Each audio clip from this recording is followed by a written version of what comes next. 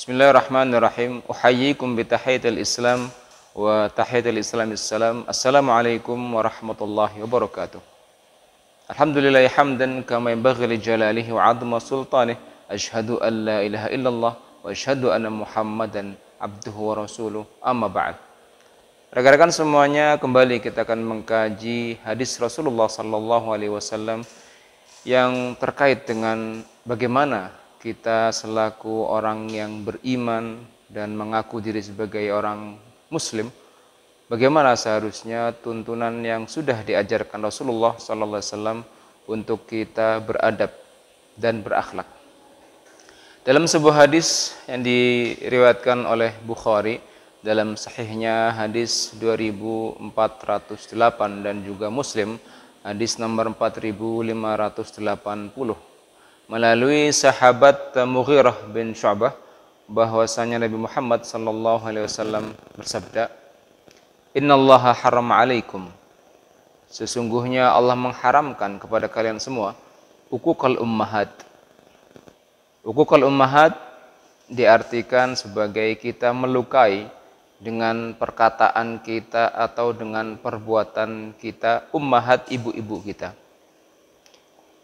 Wa'dal banat, dan wa'dal banat ini artinya adalah mengubur hidup-hidup bayi perempuan. Man anwahat ini adalah menahan seorang dari mendapatkan hak yang seharusnya ia dapatkan. Wa karihalakum, dan Allah juga tidak suka kepada kalian semuanya, kita maksudnya, Kila wa qala. Kila wa qala ini artinya adalah kita mengatakan sesuatu yang belum jelas kebenarannya. Kila, katanya-katanya. Wa qala, katanya-katanya. Selanjutnya, wa kathratas su'al, dan banyak atau sering bertanya. Wa idha'atul mal, dan membuang-buang harta. Jadi ada 6 hal yang Rasulullah sallallahu alaihi wasallam sampaikan pada hadis ini. Jadi ketika kita membacanya, kita akan tahu bagaimana Rasulullah SAW ini menekankan pada umat ini tentang tawadhu dan tentang berakhlak dengan baik. Jadi sabda Nabi ini, "Innallaha harrama 'alaikum uquqal ummahat wa wa'dal banat wa man anwahat wa karihalakum kila wa qala wa kathatus su'al wa idha'atal mal." Ada 6 hal yang pada kesempatan yang berbahagia ini akan kita coba gali satu demi satu hal-hal yang telah digariskan oleh Rasulullah sallallahu alaihi wasallam. Sebagaimana kita ketahui, Rasulullah sallallahu alaihi wasallam adalah nabi yang semua perkataan dan perbuatannya adalah sumber hukum, dan beliaulah panutan kita. Maka selaku orang yang beriman, kita harus mengikuti apa yang telah beliau ajarkan kepada kita. Maka 6 hal ini dibuka dengan tentu hal yang paling urgen, yang paling pokok, yang paling harus kita perhatikan, yaitu uquq ummahat. Kita menciderai perasaan, kita melukai hati ummahat, ibu kita. Disebutkan di sini menggunakan lafaz ibu, karena ibu adalah yang paling dekat perasaannya dengan anaknya. Maka dalam banyak kesempatan Nabi Muhammad SAW ketika diminta oleh sahabatnya, "Wahai Rasulullah, siapa hakun nas, yang paling berhak di antara manusia untuk aku berbuat baik kepadanya?" Maka Nabi pun menjawab, "Ummuka." Tsumma man, siapa lagi? Ummuka. Tsumma man, siapa lagi? Ummuka. Sampai 3 kali jelas Nabi menyebutkan ibumu, ibumu, ibumu, kemudian baru ayahmu. Maka posisi ibu di sini sangat mulia. Di sini Nabi Muhammad tanpa menjelaskan apakah ibumu Muslim, apakah ibumu Masehi, apakah ibumu apa agama ibumu, tidak disebutkan. Yang penting dia ibumu, yang penting dia melahirkanmu. Maka tidak boleh bagi seorang muslim mengaku dirinya beriman kemudian mengeluarkan kata-kata yang tidak layak hingga sampai melukai hati seorang ibu. Maka ibu atau orang tua memiliki hak yang harus kita berikan di dalam hidup kita dunia ini. Jadi apapun agamanya, apapun perselisihannya, tetap ibu dinomorsatukan, orang tua dinomorsatukan. Jadi mereka memiliki hak untuk mendapatkan perlakuan baik dari kita. Di sini Nabi Muhammad SAW menyebutkan ummahat, ibu. Ulama hadis menjelaskan bahwasannya disebutkan ibu, tapi maksudnya juga ayah, orang tua pun masuk di sana. Jadi tidak hanya ibu saja, tapi orang tua pun masuk, ayah dan ibu. Tetapi posisi ibu akan lebih besar daripada ayah. Maka menjaga perasaan mereka adalah bagian dari keimanan kita. Rekan-rekan semuanya, setelah kita memiliki hak kepada ibu, orang tua, selanjutnya hal berikutnya yang tidak boleh juga kita lakukan sesuai dengan arahan hadis ini adalah wa'dal banat.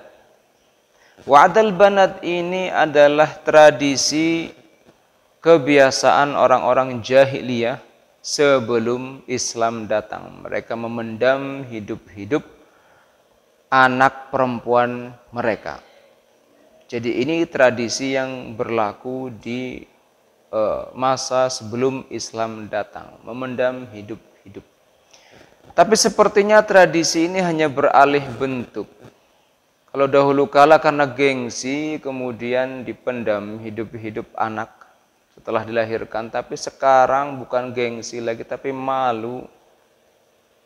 Remaja-remaja kita sering membaca berita-berita remaja yang melakukan hubungan di luar nikah kemudian anaknya digugurkan sebelum dilahirkan, atau bahkan setelah dilahirkan dibuang hidup-hidup. Entah apakah setelah dibuang itu dia diterkam binatang buas atau bagaimana. Waliyadzubillah. Kita berlindung dari Allah agar kita tidak terjerumus dalam perbuatan seperti ini, melakukan larangan Nabi Muhammad SAW. Karena ia adalah membunuh jiwa. Maka hal ini terang-terang katakan oleh Nabi Muhammad untuk jangan sekali-kali kita melakukan hal ini, karena hal itu terlarang. Menggunakan lafaz innallaha harrama alaikum, sesungguhnya Allah melarang kalian semuanya. Jadi mengatakan, berkata kepada orang tua dengan kata-kata yang dapat menyakitkan hati mereka, kemudian atau bahkan menggunakan perbuatan, jangan sekali-kali. Wala fala taqul lahuma uffin. Dalam sebuah ayat, jangan sekali-kali engkau dengan kata saja ketika orang tua memerintahkan kepada kita, kemudian kita mengatakan, ibu ini hanya nyuruh terus, bosan saya. Kalimat seperti ini sudah dapat menciderai hati dan perasaan mereka. Karena pada waktu kita nanti menjadi orang tua, kita akan merasakan bagaimana perjuangan mereka ketika kita kecil. Waktu mereka korbankan, semua dikorbankan. Tidur nyenyak mereka tidak ada. Impian mereka untuk mungkin menjadi orang yang wah di masa muda mereka dengan titel yang sangat banyak, mereka lupakan demi kita semuanya. Maka pengorbanan mereka dihargai dan dimaknai baik-baik dalam agama. Posisi mereka sangat tinggi, maka orang tua harus diberikan haknya. Kita selaku anak harus memberikan haknya. Apapun perselisihan, maka tetap orang tua harus dinomorsatukan. Di mata agama orang tua benar. Kecuali ketika mereka meminta untuk kita pindah agama, maka tidak boleh. Tapi tetap kita harus berbuat baik kepada mereka. Atau orang tua memerintahkan kita untuk berbuat syirik, tidak boleh. Tapi tetap kita harus berbuat baik kepada mereka. Maka setelah itu semua baru kemudian ayat hadis ini, ajaran Nabi Muhammad ini beralih kepada hal berikutnya, wa'dal banat, memendam hidup-hidup anak perempuan. Inilah yang kemudian menjadi perhatian untuk kita semuanya. Peradaban yang kita hidup sekarang ini sepertinya sangat mudah sekali membunuh jiwa demi gengsi, demi malu, atau bahkan ada oknum-oknum yang mengerti tentang praktek-praktek aborsi, mengambil keuntungan dari membunuh jiwa ini. Jadi ini tentu oknum yang secara kode etik kedokteran pun tidak dibenarkan, kecuali dalam rumah sakit yang sudah memiliki perizinan. Ada praktek-praktek yang tidak memiliki izin yang ini dimanfaatkan benar oleh mereka yang melakukan hubungan di luar nikah dan ingin menghilangkan bahkan membunuh janin yang sudah memiliki nyawa ini. Jadi ini sama saja membunuh jiwa yang sudah hidup, yang sudah Allah berikan, dan anak ini adalah rizki, tidak boleh kemudian dihilangkan nyawanya. Sama seperti membunuh jiwa. Maka jika yang pertama adalah tentang akhlak kita kepada orang tua kita, berkata sedikit saja sudah dapat menciderai. Kalau yang kedua ini sama kedudukannya tapi lebih pada pembunuhan dan penghilangan nyawa. Jadi kalau orang tua berkata sedikit saja sudah melukai, apalagi sampai menggunakan tangan atau bahkan waliyadzubillah sampai menghilangkan nyawa mereka, maka hukumannya sangat besar sekali di hadapan Allah Subhanahu wa taala. Kalau anak kecil tidak boleh dibunuh. Orang tua sedikit perkataan pun sudah masuk dalam ranah yang diharamkan oleh Allah Subhanahu wa taala. Hal yang ketiga yang selanjutnya juga dilarang dalam hadis ini adalah man'an wahad. Man'an wahad ini artinya adalah kita melarang atau menahan hak seseorang yang seharusnya menjadi miliknya. Jadi kalau kita kaji dan kita teliti baik-baik, larangan demi larangan ini memiliki aspek yang sangat berbeda. Kalau aspek yang pertama anak terhadap orang tua, aspek yang kedua orang tua terhadap anak, aspek yang ketiga masyarakat pada umumnya, baik itu individu atau kelompok. Jadi di sini pada larangan ketiga ini lebih kepada kelompok, terutama mereka yang memiliki wewenang, terutama mereka yang menjadi pemimpin. Ketika pemimpin sudah memiliki jabatan, kemudian mereka dengan sengaja man'an wahad, menahan orang dari menerima haknya, gaji yang ditunda, atau bahkan pangkat yang seharusnya didapatkan ditunda untuk tidak diberikan.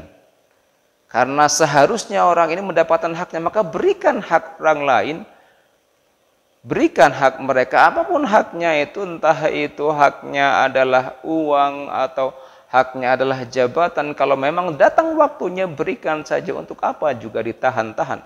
Kalau toh seandainya ada dendam pribadi, maka selesaikan secara pribadi, tidak serta-merta kemudian menggunakan jabatan untuk menghalangi seseorang dari mendapatkan haknya. Jadi man'an wahad di sini memiliki dua, man'ul insan ma yajibu alaihi badlihi wa talabuhu ma la haqqa lahu fihi. Jadi memiliki dua hal, dua aspek sekaligus. Menahan seorang dari mendapatkan haknya, atau kita meminta yang bukan hak kita. Kita mengklaim perjuangan orang lain yang milik orang lain. Seharusnya perjuangan itu milik orang lain, tapi kita klaim seakan-akan itu adalah perjuangan kita, itu adalah hasil kerja keras kita, padahal itu sama sekali kita tidak memiliki andil di sana. Dua-duanya ini terkena larangan dalam hadis ini. Jadi dalam hidup kita berorganisasi, dalam hidup kita bekerja, hadis ini mengajarkan kita profesional lah dalam bekerja. Profesional engkau dalam kehidupan sosial. Kalau memang ada hak orang lain, berikan, selesaikan. Jangan kau simpan. Kalau memang itu adalah jerih payah orang lain, jangan kau aku itu adalah hasil kerja kerasmu, karena memang itu bukan milikmu. Dalam kehidupan bersosial pun demikian, dalam Kita sering mendapatkan ada kasus pembajakan buku, ada teman kita menulis buku, kemudian buku tersebut belum didaftarkan. Kita tahu, kita sadur begitu saja, kita jual, kemudian dalam bentuk e-book kita mendapatkan manfaat finansial pribadi, tapi hal itu merugikan orang lain. Itu sama masuk hal ini, kita mengambil dan mengklaim atau meminta hak kita, padahal kita tidak memiliki hak sama sekali di sana. Maka tiga hal ini memiliki runtutan macam-macam. Yang pertama, anak terhadap orang tua, yang kedua orang tua terhadap anaknya, dan yang ketiga adalah bagaimana cara kita hidup bersosial, hidup kita berorganisasi, profesional dalam bekerja. Ini dituntut dalam perintah yang sangat singkat ini. Baru 3 hadis ini akan kita lanjutkan pada pertemuan selanjutnya, 3 hal selanjutnya. Wassalamualaikum warahmatullahi wabarakatuh.